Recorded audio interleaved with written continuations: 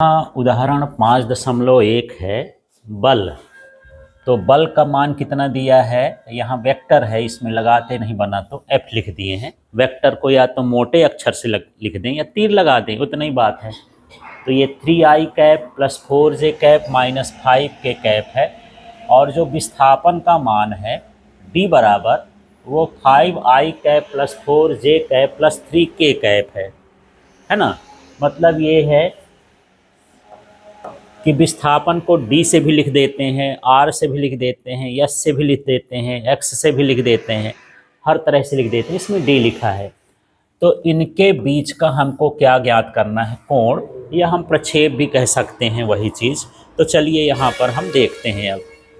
ठीक है, तो हमको क्या ज्ञात है, इसमें f का मान दिया है ना, ये वाला, इसको पूरा लिख लिए f बराबर।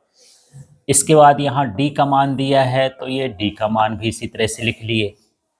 अब हम निकाल रहे हैं f vector dot d vector, माने इसका सदिश गुणनफल। डॉट लगाते तो ये क्या है, अदिश गुणनफल। डॉट लग गया माने कौन सा गुणनफल, अदिश। अदिश सदिशों का कौन सा गुणनफल, अदिश गुणनफल। क्रॉस लगता है तब वो कहलाता है सदिश गुणनफल, वो साथ में चैप्टर में देखेंगे। तो f का मान ये दिया है और d का मान ये दिया है। जब गुणा करते हैं तो बाकी तो सारे पद शून्य हो जाएंगे, केवल i का i के साथ, j का j के साथ और k का k के साथ गुणा होगा, है ना, जो उनके गुणांक होंगे। तो देखो i के साथ यहाँ क्या है 3, i के साथ यहाँ क्या है 5, तो 3 और 5 का गुणा करेंगे तो क्या हो जाएगा 15। i का गुणा 1 होता है, i स्क्वायर का गुणा कर देंगे तो क्या हो जाएगा 1। ठीक है, यदि i का गुणा j से करते हैं तो 0, i का गुणा k से करते हैं तो क्या है 0, इसलिए उनको नहीं लिखा जाता है। इसी तरह से यहाँ 4j है, वहाँ j का मान बताओ, ये भी क्या है 4j है। तो 4 और 4 का गुणा करोगे तो क्या हो जाएगा 16, प्लस प्लस है दोनों। इसके बाद यहाँ k में देखे तो ये माइनस है, इसमें प्लस है, तो यहाँ क्या आ जाएगा माइनस, और 5 यहाँ कितना हो गया 15। ये 15 और 15 कट जाएगा तो कितना आ जाएगा 16। अब इसमें जो है ये नहीं दिया कि ये न्यूटन में है कि सेंटीमीटर में है कि मीटर में, कुछ नहीं दिया, इसलिए हम क्या लिख दिए हैं इकाई। यदि न्यूटन में दिया होता तो फिर देख लेते, तब हम उसको जूल लिख देती। यदि वो न्यूटन में या मीटर में होता तो हम कार्य का मात्रा क्या लिख देते, जूल। अब यहाँ पर f का परिमाण निकालना है ना। तो f का परिमाण चाहे ऐसा लिख दें चाहे सिंपल f लिख दें, एक ही चीज कहलाता है। तो यहाँ पर परिमाण का मतलब क्या है, जो इनके साथ संख्या है उनका वर्ग करके जोड़ देना है। जैसे यहाँ पर देखो क्या है 3, तो हम यहाँ पर क्या कर दिए 3 का वर्ग, फिर क्या है 4, तो 4 का वर्ग, फिर यह -5 तो -5 का वर्ग। ठीक, तो ये 3 त्रिकाई कितना हो गया 9, 4 का हो जाएगा 16, और ये माइनस माइनस तो प्लस हो जाएगा ना, किसी का भी वर्ग धनात्मक होता है, तो कितना हो गया 25। अब ये 16 9 25 और 25 कितना हो गया 50 इकाई, इस तरह से 50 इकाई हो गया। अब हमको d का भी मॉड निकालना है, तो अब d वाले का देखो, रूट के अंदर क्या लिख देंगे 5 का स्क्वायर, फिर ये हो जाए 4 का स्क्वायर, ये क्या हो गया 3 का स्क्वायर। तो 5 का स्क्वायर 25, 4 का स्क्वायर 16, 3 का स्क्वायर 9, 16 9 25 और 25 जोड़ोगे तो क्या हो जाएगा 50 इकाई। अब हम जानते हैं, ये सूत्र पढ़े हैं ना अदिश गुणनफल का, कि यदि मेरे पास ऐसा हो a वेक्टर और डॉट b वेक्टर हो तो क्या होता है ab cos थीटा होता है ना। तो यहाँ पर बस a की जगह हमारे पास क्या है f और b की जगह क्या है d, तो एफ डी कॉस थीटा हो गया। अब इसमें बोलता है कि थीटा का मान निकालना है, किसका मान निकालना है थीटा। तो हम एफ डी का पक्षांतर करेंगे तो गुणे में है तो बटे में आ जाएगा, तो cos थीटा बराबर F vector dot D vector upon F D हो गया। अब हम इसका मान निकाल चुके हैं, ये वाला मान निकाले हैं ना, ये देख लो यहाँ पर निकालें इसका मान कितना दी आया था इसका 16, तो यहाँ पर 16 लिख दिए। ठीक है, इसके बाद यहाँ पर देख लेते हैं क्या f का मान देखो, ये f का मान हम क्या निकाले हैं 50 इकाई, अंडर रूट 50 इकाई तो अंडर रूट 50 इकाई। d का मान क्या निकाले अंडर रूट 50, तो ये 16 हो गया। अब इसमें जो है 2 बार 50 है ना, तो जोड़ा बन जाएगा तो रूट के बाहर आ जाएगा। अब इसमें क्या है, जब बटे में 50 माने ऐसी कोई संख्या हो जिससे तुम 100 200 माने 100 1000 10 ऐसे बना सको तो उसमें गुणा कर दो। तो इसमें मैं 2 का गुणा कर दिया हूँ, काटा नहीं, है ना। उससे भाग करना आसान हो जाता। अभी मैं काटता तो 8 होता, फिर 25 होता, फिर 8 में 25 का भाग पीछे करते। अब यहाँ पीछे करने की जरूरत नहीं है, माइंड में कर सकते हो। 2 का गुणा कर दिया तो 16 दूनी 32, और इसमें 2 का गुणा कर दिया तो कितना हो गया 100। अब इसमें दशमलव भरा लगाना है, कितने अंक बाद 2 शून्य है तो 2 अंक बाद 0.32 आ गया, है ना। तो भाग न करके हम क्या कर दिए, गुणा। बस ये है कि दोनों के साथ करना पड़ेगा। अब मुझे क्या चाहिए, थीटा।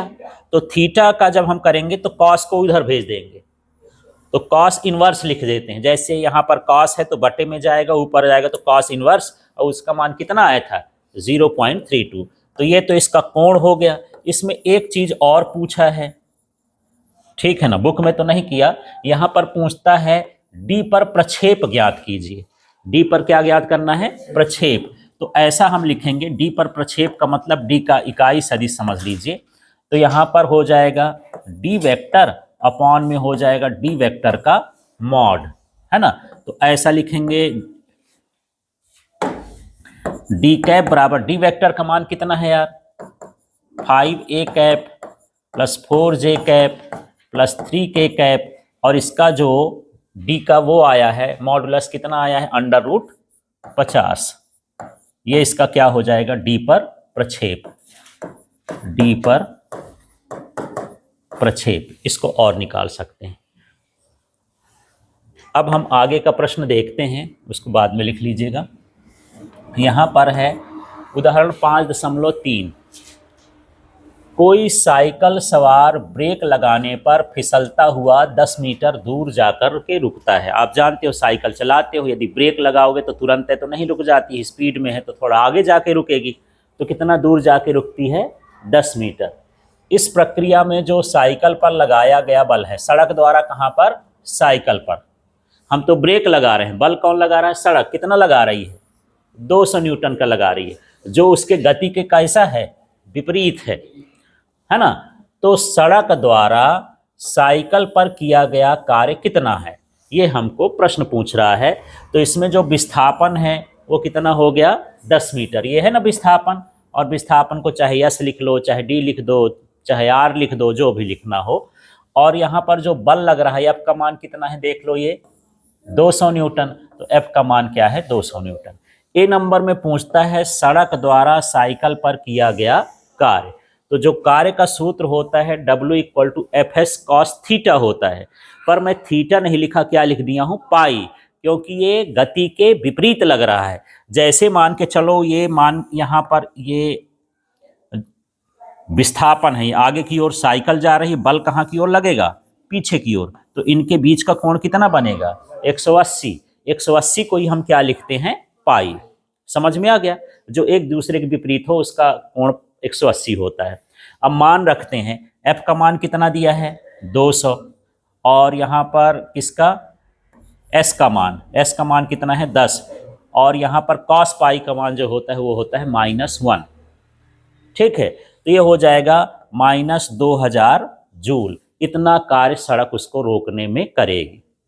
ठीक है, अब पूछता है कि साइकिल द्वारा सड़क पर किया गया कार्य। तो साइकिल चल तो रही है, क्या सड़क को भी लिए जा रही है, सड़क तो वहीं की वहीं रहेगी ना। तो सड़क में विस्थापन होगा क्या, सड़क में विस्थापन नहीं हो रहा, माने सड़क उसी स्थान पर है, नहीं जा रही है। तो सड़क साइकिल द्वारा सड़क पर किया गया कार्य क्या होगा, शून्य होगा, क्योंकि सड़क का विस्थापन नहीं होगा। सूत्र होता है कार्य बराबर बल गुणे विस्थापन। जब विस्थापन ही शून्य है तो हर चीज क्या हो जाएगा, शून्य हो जाएगा। ठीक, तो इस तरह का ये प्रश्न है। आगे वाला हम देखते हैं, उदाहरण 5.4 का प्रश्न है। किसी प्राक्षेपिक प्रदर्शन में एक पुलिस अधिकारी 50 ग्राम द्रव्यमान की गोली को 2 सेंटीमीटर मोटी नरम परतदार लकड़ी पर 200 मीटर प्रति सेकंड की चाल से फायर करता है। अब प्राक्षेपिक प्रदर्शन का मतलब ये है कि जब पुलिस की ट्रेनिंग होती है तो उसको गोली चलाना सिखाया जाता है ना। तो उसके बंदूक की जो गोली का वजन है वो कितना है 50 ग्राम है, और वो कितने स्पीड से चल रही है 200 मीटर प्रति सेकंड की स्पीड से चल रही है। और सामने जो है नरम प्लाईवुड रखा है, लकड़ी रखी है, तो उसमें जाके धंस जाती है। तो धंसती है तो कितना धंसती है 2 सेंटीमीटर तक क्या होती है, धंस जाती है। ये सारा टेस्ट ये बताता है, जैसे हम बुलेट प्रूफ जैकेट पहनते हैं ना, तो हम इसमें कुछ चीज़ें भरते हैं, तो कितना मोटा बनाना चाहिए, तो हम देखते हैं कि भैया कोई फायर करेगा तो 2 सेंटीमीटर तो जाएगी, तो कम से कम इसकी मोटाई कितनी होनी चाहिए, 2 सेंटीमीटर, तो हमारे सीने में ना घुसेगी, वहीं रुक जाएगी, है ना। तो इस तरह से वो जो है ट्रेनिंग लेता है। अब जब वो अंदर घुसती है तो उसकी ऊर्जा कितनी हो जाती है, 10% रह जाती है। तो जब लकड़ी के अंदर वो निकलेगी गोली, उसको मान लो चीर करके बाहर निकल रही है उसके भीतर से, तो उसकी चाल कितनी होगी। ठीक है भाई, ये प्लाईवुड है, हम गोली को फायर करेंगे तो यहाँ तो बाहर की स्पीड ज़्यादा रहेगी, फिर इसके भीतर घुसेगी तो इसकी स्पीड क्या हो जाएगी, कम हो जाएगी, फिर निकलने के बाद कितना रह जाएगी, ये हमको पता करना है। समझ में आया ये प्रश्न। अब यहाँ पर देखते हैं, हमको गोली का द्रव्यमान कितना दिया है, 50 ग्राम। तो हमेशा इनको एसआई मात्रक में लिखते हैं, तो इसको किलोग्राम में बदलने के लिए 1000 का भाग करोगे, तो 50 बटे क्या लिखोगे, 1000। तो ये शून्य कटा, अब 2 शून्य है तो 2 अंक बाद दशमलव लगेगा, तो 0.05 किलोग्राम हो गया, किलोग्राम में बदल लिए। इसी तरह जो उसका विस्थापन है कितना है, 2 सेंटीमीटर है। अब इसको मीटर में बदलने के लिए हम 2 बटे क्या करेंगे, 100, और इसका भाग करेंगे तो वो 2 अंक बाद दशमलव लगा देंगे, तो 0.02 मीटर में चेंज हो गया। ठीक है, और जो इसके v का मान है वो कितना है, 200 मीटर प्रति सेकेंड है। ठीक है, अब इसकी प्रारंभिक गतिज ऊर्जा हम निकालते हैं, तो 1/2 mv² होता है सूत्र गतिज ऊर्जा का, है ना। तो यहाँ पर हम लिखे 1/2, m का मान ये 0.05 और v का मान कितना है, 200, तो v का वर्ग है, इसलिए 200 को मैं कितनी बार लिख दिया, 2 बार। यहाँ पर सीधे है, 2 को काटोगे तो कितना हो जाएगा, ये 100। ठीक है, और इसका गुणा कर दोगे तो ये कितना हो जाएगा, यहाँ पर 5 आ जाएगा, दशमलव हट जाएंगे तो कितना हो जाएगा, 5। मान लो इसको दशमलव भी हटाते हो, हटाना नहीं, हटाओगे तो वही 100 हो जाएगा दशमलव, ये शून्य शून्य कटा, तो 5 गुणे 200 करोगे तो 5 दूनी क्या होता है, 10, तो कितना हो गया, 1000 जूल। समझ में आ गया। इसको काट के देख लेना, यहाँ पर जब यहाँ इसका दशमलव हटाओगे तो बटे में भी 100 आएगा, यहाँ 100 आएगा, 100 कट जाएगा, यहाँ बचेगा 5 और यहाँ बचा है 200, 5 में 200 का गुणा करोगे तो 1000 जूल। अब आगे का स्टेप, हमको अंतिम गतिज ऊर्जा निकालना है। तो बोलता है कि अंतिम गतिज ऊर्जा 10% उसकी क्या हो जाती है, घट जाती है। तो 1000 का हम क्या निकालेंगे, 10%। 10% का मतलब ये होता है कि 1000 और गुणे 10 बटे क्या हो गया, 100। तो ये शून्य, ये शून्य, ये शून्य, ये शून्य काट दिए, तो कितना बचेगा, ये 100 जूल। 10% का मतलब समझ में आ गया, 10/100। ठीक है, तो 100 जूल आ गया। अब हमको इसका वेग निकालना है, तो अंतिम गतिज ऊर्जा का सूत्र मान लेते हैं कि 1/2 mv² है, और इसका मान कितना है, 100। अब मुझे इसमें v निकालना है, क्या निकालना है, v। तो देखो कैसा करेंगे, 2 का गुणा 100 में करेंगे तो क्या हो जाएगा, 200, और m को कहाँ कर देंगे, बटे में, इसका स्क्वायर हटाएंगे तो क्या हो जाएगा, रूट। समझ में आ गया। तो 2 3 4 काम इकट्ठा हो गए हैं, 2 का गुणा भी उधर हो रहा है, ये बटे का 2 हटाए हैं, ऊपर वाले m को नीचे लिखे हैं, इसका स्क्वायर हटाए हैं तो रूट लगा है। अब यहाँ पर हम एक काम करते हैं, ये कितने अंक दशमलव है, 2 अंक। तो 2 अंक दशमलव हटाने के लिए हम ऊपर क्या 2 शून्य उतार दिए हैं, बटे में कितना बचा, 5। तो ये 5 चौको क्या हो जाएगा, 20, और कितने बच रहे हैं, 3 शून्य, तो ये हो जाएगा √4000। ठीक है, क्लियर हो गया। अब यहाँ पर जो 4000 हम लिखे हैं, इसको हमको निकालना है वर्गमूल। तो आप ऐसा भी लिख सकते हो, 400 गुणे 10 लिख सकते हो। 400 का क्या होता है, 20, तो ये हो जाएगा 20√10। और ज़्यादा मन पड़े तो जैसे आप पहले निकालते थे कि 4000 करेंगे, फिर 2 का करेंगे तो ये 2000 आएगा, फिर इसको काटोगे, फिर इसको काटोगे, फिर जोड़ा बनाओगे, फिर उनका गुणा करोगे, सारे क्रम करोगे तो यही आएगा। ठीक है, तो 20√10 हो गया। तो ये सिंपल सा निकल आएगा कि हम 400 अलग कर दिए, 10 अलग कर दिए। 400 का वर्गमूल 20 होता है तो 20 बाहर निकाल दिए, 10 नहीं निकलेगा तो √10 लिख दिए। ठीक है, अब यदि आप चाहो कि √10 का भी हमको मान रखना है तो फिर √10 का आपको वर्गमूल निकालना पड़ेगा, पॉइंट वाला, है ना। तो वैसे 9 का कितना होता है, 3, तो इसका लगभग 3.12 कुछ होता है, तो उसमें मान रख देंगे तो आएगा नहीं, इतना ही आप करके इसको छोड़ दोगे। ठीक है, आगे चलें। अब हमारे पास अगला प्रश्न है।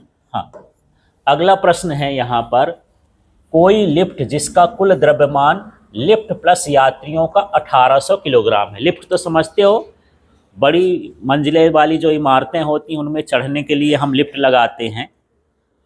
तो लिफ्ट का वजन और जो उसमें यात्री बैठ सकते हैं, जा सकते हैं, उन सभी का वजन मिला के कितना है? 1800 किलोग्राम। ठीक है, और ये ऊपर की ओर जा रही है, लेकिन उसका जो चाल है कितना है? 2 मीटर प्रति सेकेंड। इसमें जो विरोधी बल है, माने जो नीचे की ओर सरकेगा, जिससे मान लो लिफ्ट किसी में सरक रहा होगा ना डंडे वंडे में, तो जो घर्षण बल है, विरोधी बल माने कौन सा बल? घर्षण बल। कितना लग रहा है? 4000 न्यूटन। तो इन सारी चीज़ों को अब हम यहाँ पर लिखते हैं। यहाँ m माने इसका द्रव्यमान कितना दिया है? 1800 किलोग्राम। लिफ्ट का वेग कितना दिया है? 2 मीटर प्रति सेकेंड। और जो इसमें घर्षण बल लगा है Fr माने फ्रिक्शन, Fr का मतलब है फ्रिक्शन लिख दिया, अंग्रेजी में फ्रिक्शन बोलते हैं। ना हो तो आप ऐसा भी, कोई जरूरी नहीं कि उसको याद करके ऐसे लिख देना, F घर्षण बराबर कितना हो गया? 4000 न्यूटन। जैसा भी करना हो वैसे लिख सकते हो। ठीक है, ये 4000 न्यूटन हो गया। और Fg का मतलब जो पृथ्वी लगाती है, गुरुत्वाकर्षण बल, तो ये क्या सूत्र होता है? mg, है ना। m का मान कितना है? 1800।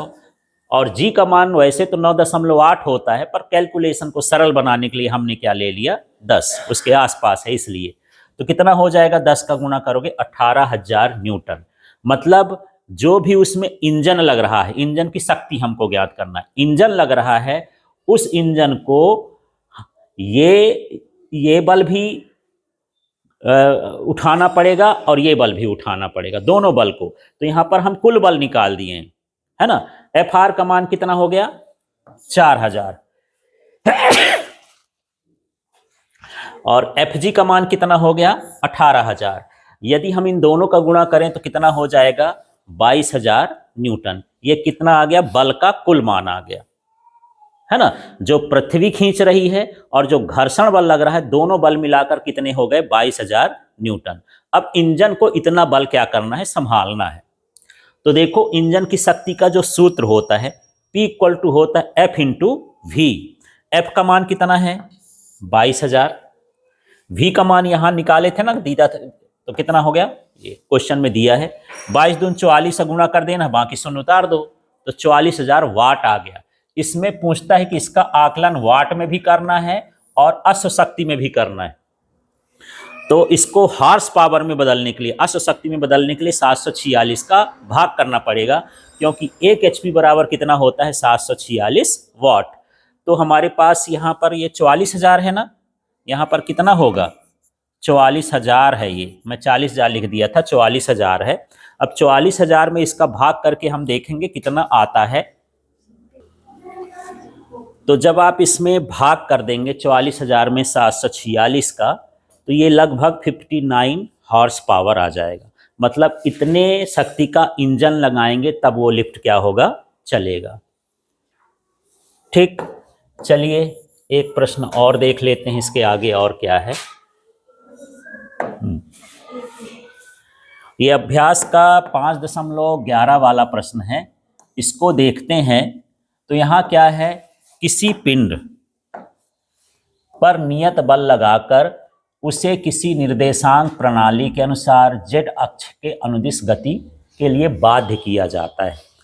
माने हम इतना बल लगाएं कि वो किस अक्ष की ओर जाए? जेड अक्ष की ओर जाए।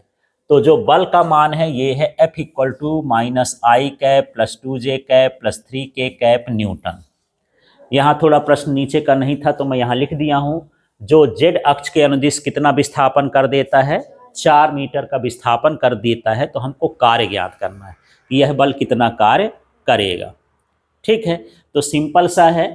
यहाँ पर F का मान दिया है, ये यही वाला उतार दिए हैं, ये पूरा, ये तो प्रश्न से निकाल दिए हैं। लेकिन मैं इसको कैसे लिख दिया? विस्थापन क्या है? 4। ठीक है, तो S बराबर मैं 4 तो लिखा हूं, पर बगल में क्या लिख दिया हूं? K cap. क्यों लिखा यार? I कैप क्यों नहीं लिख दिया? J कैप क्यों नहीं लिख दिया? क्योंकि यहां पर कौन सा अक्ष दिया है? Z। तो जेड अक्ष का जो एकांक सदिश होता है वो क्या होता है, के कैप, है ना। आई जे कैप होते हैं ना, तो आई होता है एक्स का, जे कैप होता है वाई का, और के कैप किसका होता है, जेड का। तो ये 4 तो उसका विस्थापन हो गया, के उसकी क्या हो गई, दिशा हो गई। ठीक है, इस तरह से यहाँ पर हमको विस्थापन हो गया। अब हमको कार्य निकालना है, तो W इक्वल टू क्या होता है, F इंटू एस। एफ का मान ये पूरा मैं उतार दिया हूँ, एस का मान ये 4K है। तो मैं अभी बताया था कि जो अदिश गुणनफल होता है वो के के साथ जे, है ना, जे का जे के साथ, आई का आई के साथ होता है। यदि दूसरे के साथ होता है तो शून्य हो जाता है। तो इसका गुणा आई के साथ यदि हम के का करेंगे तो क्या हो जाएगा, शून्य। जे के साथ के का करेंगे तो ये भी क्या हो जाएगा, शून्य। अब के साथ के का करेंगे तो 1 होता है, और यहाँ 3 और 4 का गुणा कर देंगे तो 3 चौको 12, उसमें 1 का गुणा कर दोगे तो 1 मन में ही कर लेना है। तो इसमें किया गया कार्य कितना हो जाएगा, 12 जूल।